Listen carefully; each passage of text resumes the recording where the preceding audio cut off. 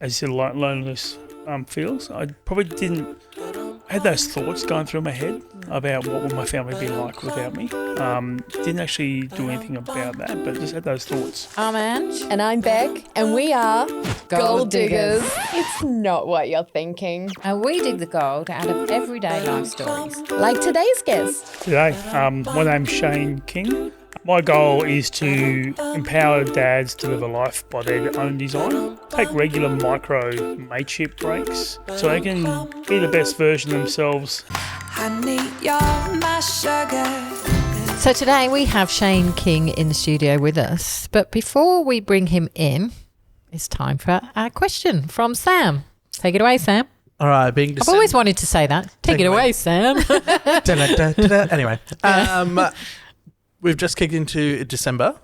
So when do you guys put up your Christmas tree? When is it right to put up your Christmas tree? Yeah. I know people early November have put their tree up. They're crazy like me. I know. I was going to say you were one of them. Well, we've always done it like, so my daughter's birthday is on the 11th of November. So we've always had her birthday, and then the following weekend we'll put the Christmas tree up. That's always been the tradition. Wow. But this year we changed it because on her request, she wanted to do the Christmas tree as part of her birthday celebration because the days were so close to each other. So it became her birthday celebration. And that was the decoration. So what date was that? That was actually the 10th of November. No. Yes. No. And That's like way too early. I think we need to do a poll here. Like, who's early Christmas tree? Who's like leaves it to Christmas Eve? Yeah.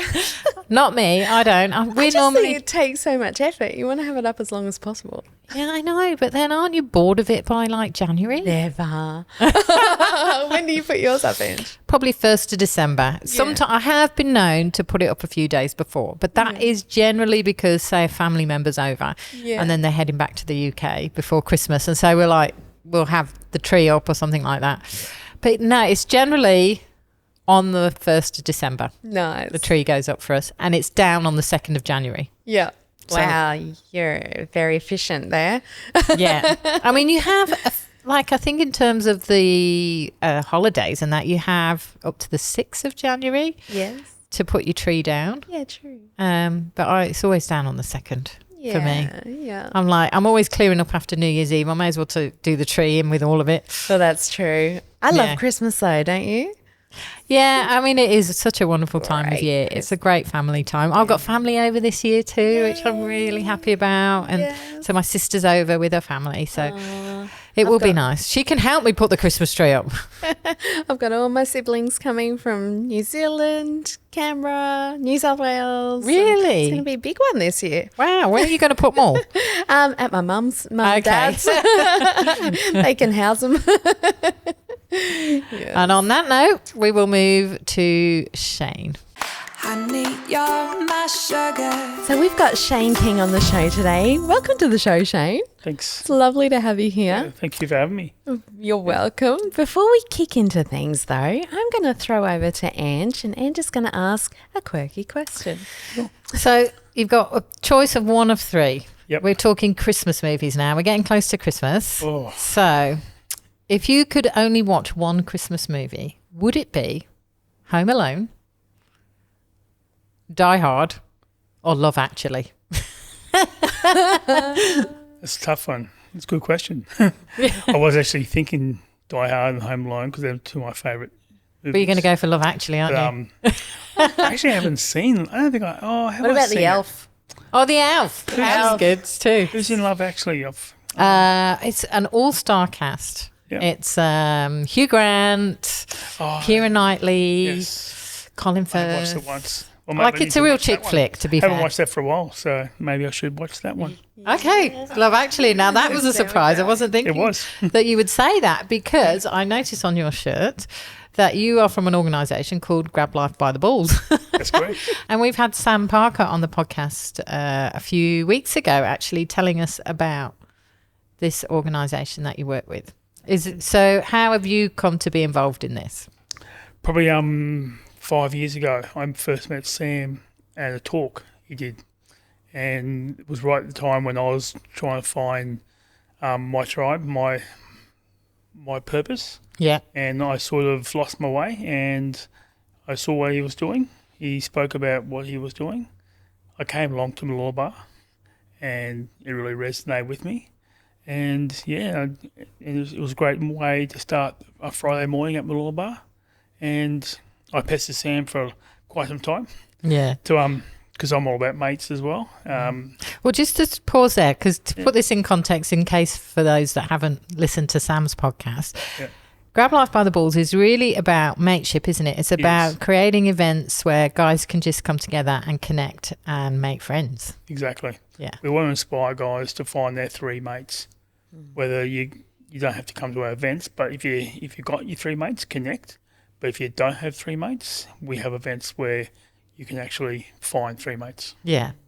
And how is that, is that effective, that method of, are you finding people are finding those three mates there? Definitely.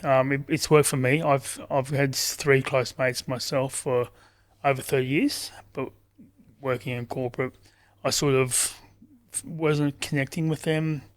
It was always family commitments, work commitments. So I found we weren't connecting. So I found I needed to find some other mates who I can catch up regularly, because my other mates would catch up every 12 months, and it just wasn't really gelling really well. What was going on in your life at the time where you realised you needed it? Working a corporate job, training with a lawyer, quite busy trying to be a provider for my family. Working every second weekend, I was in a space where I lost passion for what I did, because I felt I was managed, because I always like to challenge the status quo, and I wasn't allowed to challenge because they wanted to manage me. So I was in a lower space, and trying to talk to some of my mates or my family about what was going on in my life, I felt they didn't want to hear what was going on. They wanted to try and fix me or try and tell me how to fix myself. Yeah. So you're in a very busy space, but you were feeling lonely? Yeah, 100%. Yeah. And quite isolated, yeah. Isolated, yeah. And so how did that then lead you to this group? How did that stand out for you to say, I want to be part of this? Seeing what Mooloolaba crew and what Sam had created on that Friday morning, best way to start the day at that beach at Mooloolaba, where you got the amazing sun coming up. And you're cooking a barbecue. You got some guys cooking a barbecue, and I had a morning swim. Love my beach, and just sharing laughs, having a chat, connecting with people like-minded souls like yourself, sharing stories, and just listening to other guys' stories. It sort of resonated really well and gelled. Something so powerful about connection, isn't there? And just seeing into the real hearts of each other, isn't it? And I think it's very unique for a group of men to get together and feel that, I guess, feel comfortable to share in that space. But you're all there for the same thing, aren't you? Yeah, 100%. We all want to find our tribe. Yeah. You were saying earlier that, you're in this space where you were having issues at work, you were feeling a little bit isolated, and you found everybody was just trying to fix you. Yeah.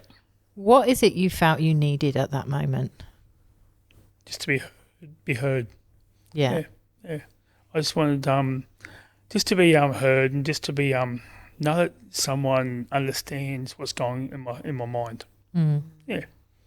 So I didn't want to take something to go through. I wouldn't say I had depression, but I felt if I kept on going the way I was going, I was heading that way. Okay. What's the lowest point you got to, would you say?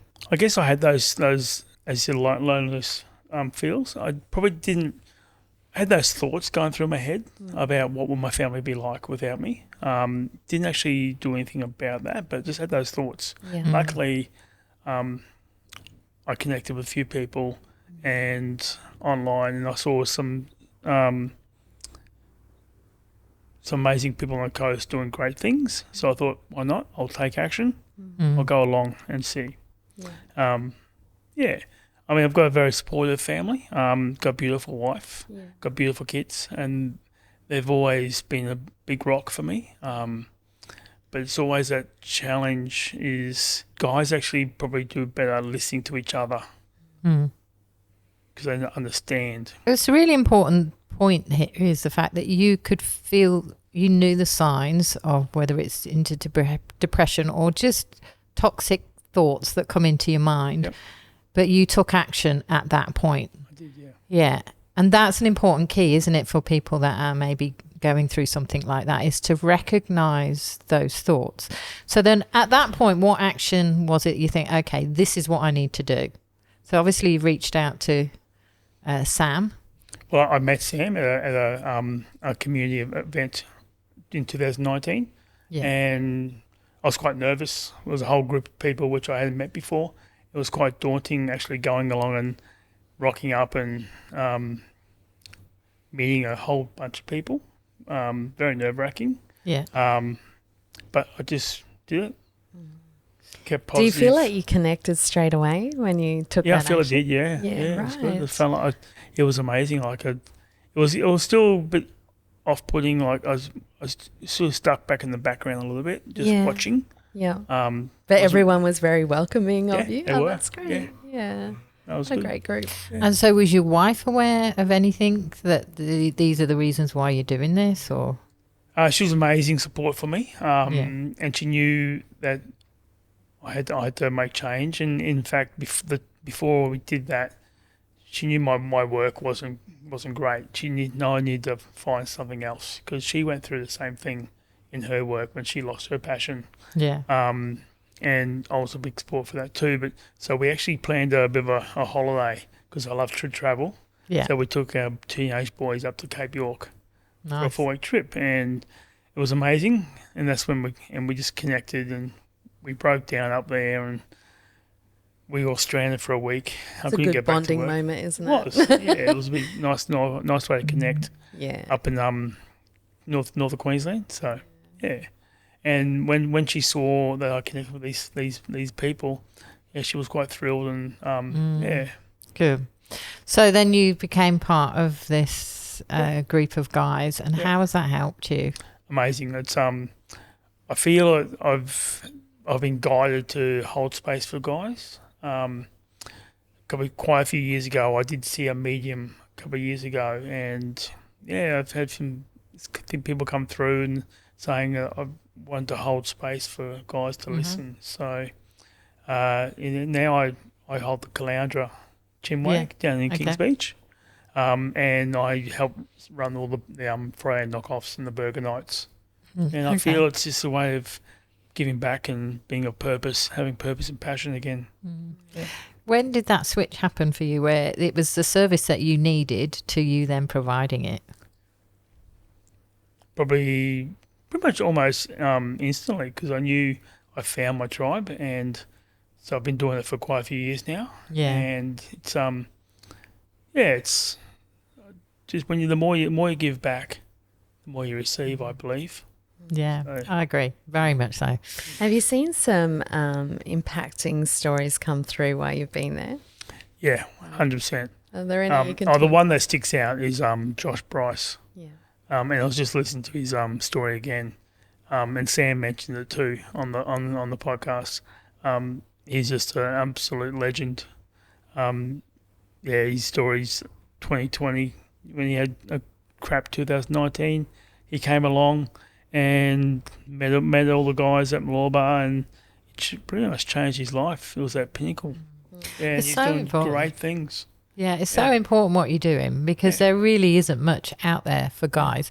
And I remember when Sam was in, we talked about there's a lot around sort of men's mental health, giving a space for people to maybe come and share how they're feeling and have a support group. But there's a stage before that, which is just mateship, and that actually opens the door for conversation, doesn't it? And so it's really important that you're doing this. Are you seeing this growing?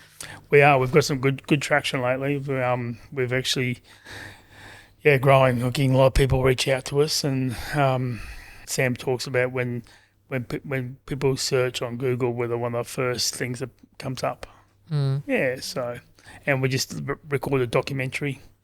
Yeah. Okay. Tell us about that. Yeah, so we had a great guy lives in Mullaney, and his son actually is a budding filmmaker on the coast, and wanted to put this together it's a documentary about men's groups. Yeah. Yeah, John Morgan from Marcus Mission, Aaron Schultz from Outback Wine, Sam, myself, and who else was there? There was someone else. Well, John Morgan's also been on the podcast. John comes to our Malorba Friday catch-ups. Yes. Yeah, he's a good guy, John. Yeah, so it was a great documentary. It's now going to go around Australia.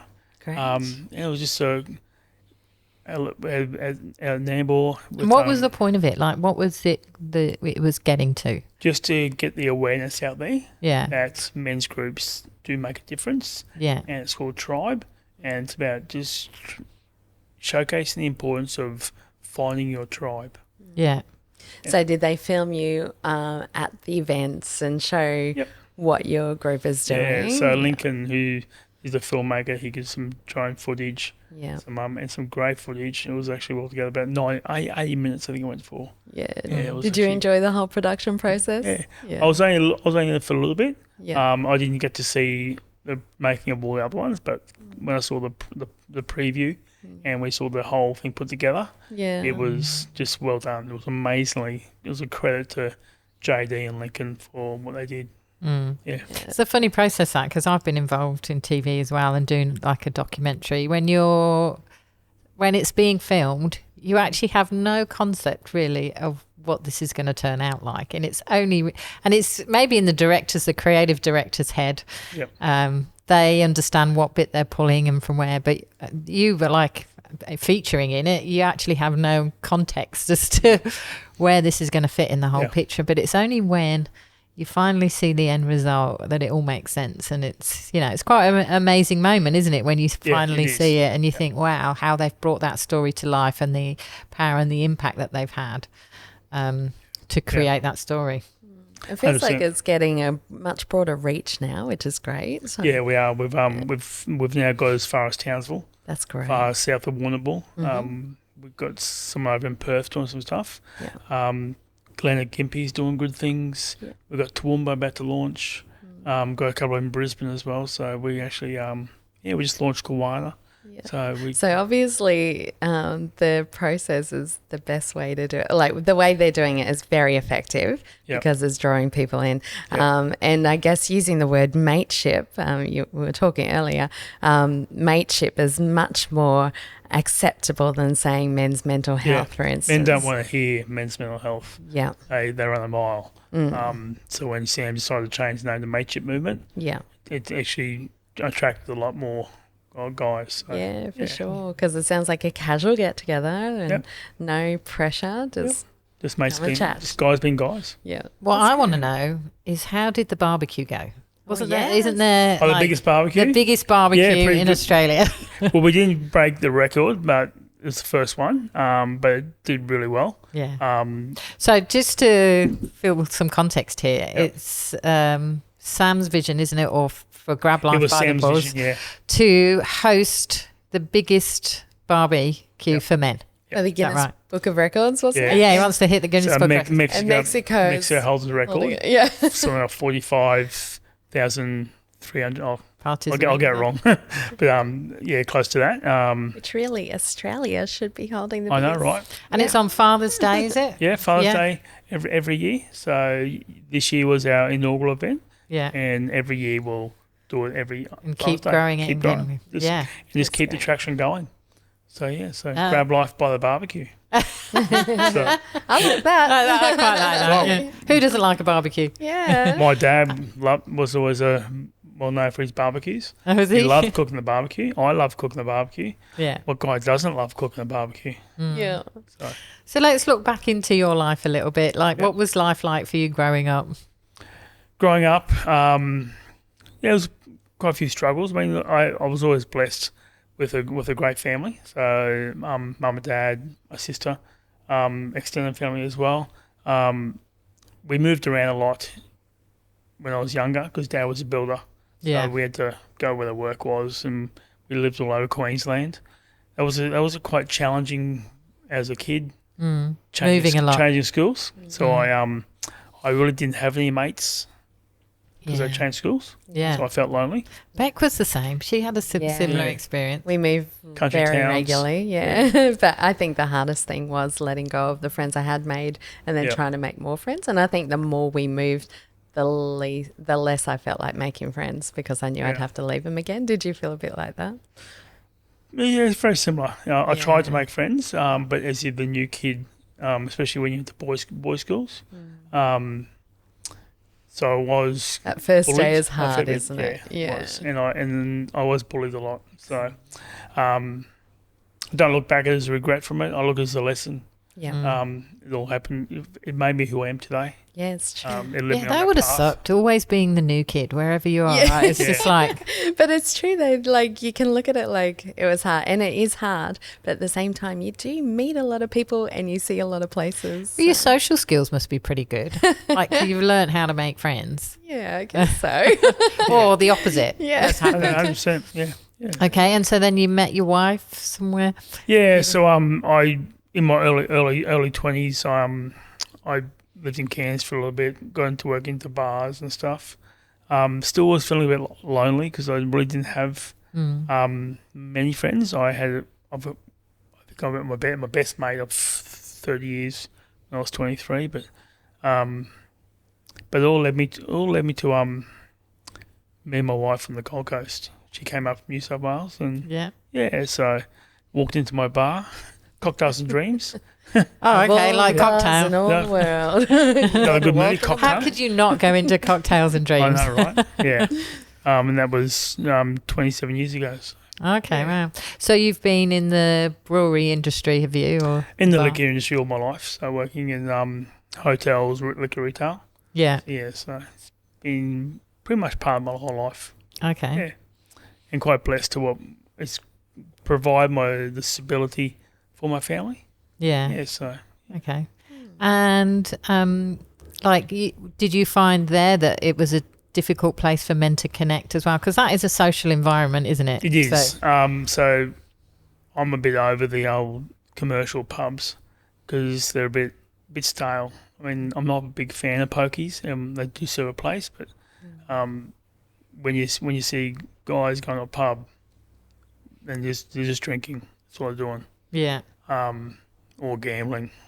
But we're blessed on the coast to have so many local breweries, Yeah. and not one of those breweries have pokies or gambling, and they're actually amazing for mateship, and they actually provide connection Yeah. to people. So Yeah. it's and that's what I'm passionate about. So Yeah, it's great. like local venues that actually create connection and community for people to come and connect and create mateship. Yeah. So it seems like a perfect partnership for you Yes. and Sam. So you're still in that industry, are you? I am. I'm a part-time brewery rep. So Yeah. So So do you host some of the events then? I do the Friday knockoffs. We've just launched Friday knockoffs Yeah. from 4:00 at a number of local venues. We'll do like Your Mate's Brewery or the Station, which we'll go. I think that's next week. And then I do the Wednesday morning Caloundra and sort of hosting the Kawana Tuesday morning. Yeah. Yeah, so Okay. yeah, so coffee and a chinwag, or knockoff beer on a Friday afternoon. Okay. Awesome. Like my husband is into cigars. Okay, so he doesn't drink because of a previous problem with drink. So he gave it up like 20 odd years ago. Yeah. So that's not his social space, but he loves cigars, and he's created this group where guys just come and connect over cigars. He's called it Holy Smokes. Yep. It has took off.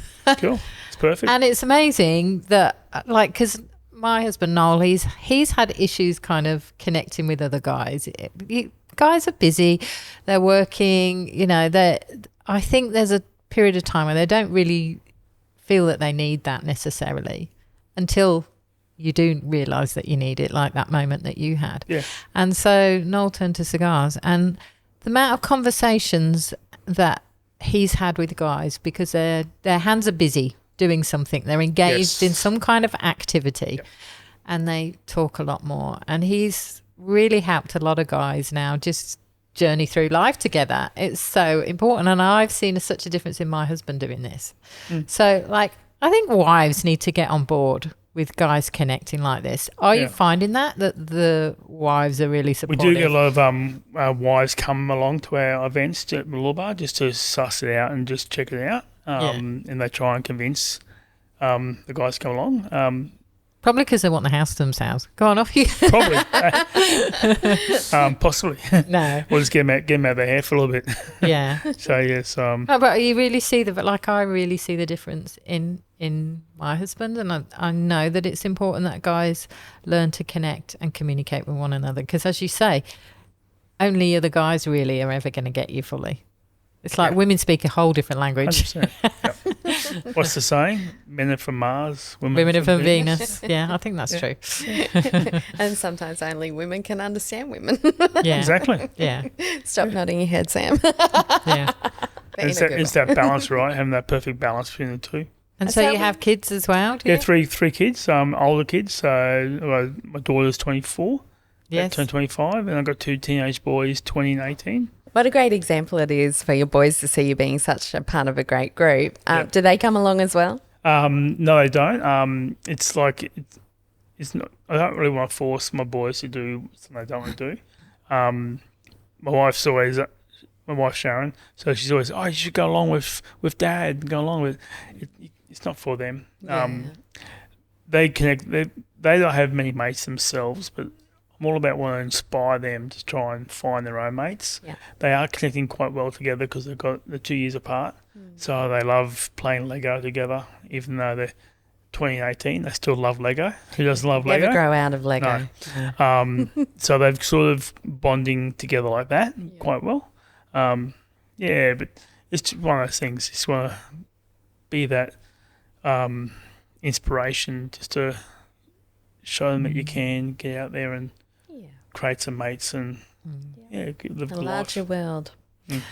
I love the fact of having 3 best mates. I think that works for whether you're male or female or whatever. I think it's a really important thing for us to implement in our lives. But if I think of like the people that are close in my world, they all bring something different, don't they? So someone like, I know if I want to go out and have a good time and have a good laugh with, I'll go with this person. Or, if I need to just open up and just share how I'm feeling, I'll talk to this person. And that's what I love about people and friendships, is that everyone provides something different for you. Yeah, 100%. It's like we're not robots. We're all unique. We're all individuals.